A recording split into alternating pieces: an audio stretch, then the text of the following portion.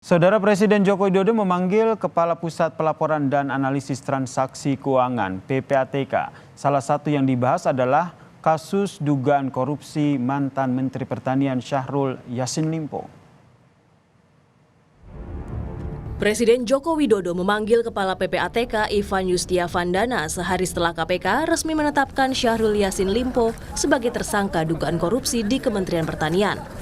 Salah satu hal yang dibahas selama pertemuan di Istana adalah kasus hukum Syahrul Yassin Limpo.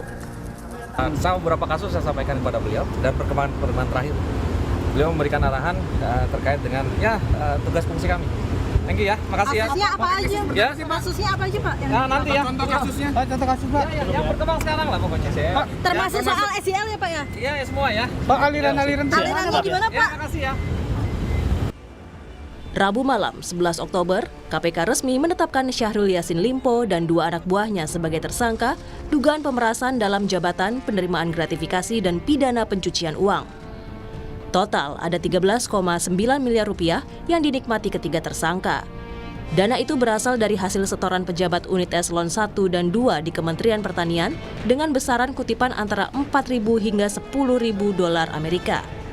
Dari penelusuran penyidik, dana belasan miliar rupiah hasil korupsi itu dipakai antara lain untuk membayar tagihan kartu kredit dan cicilan mobil Alphard Syahrul Yassin Limpo.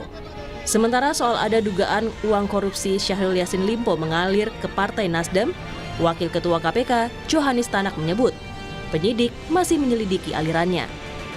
SEL bersama-sama dengan KS dan MH sejumlah 13,9 miliar rupiah. Dan penelusuran lebih mendalam masih terus dilakukan oleh tim penyidik. Sedangkan apakah ada aliran dana ke Nasdem, itu nanti masih didalami lagi. Penyidik KPK pun menjemput tersangka ex-Menteri Pertanian Syahrul Yassin Limpo setelah kemarin ia minta penjadwalan ulang pemeriksaan karena menjenguk orang tuanya di kampung halaman. Tim Liputan, Kompas TV.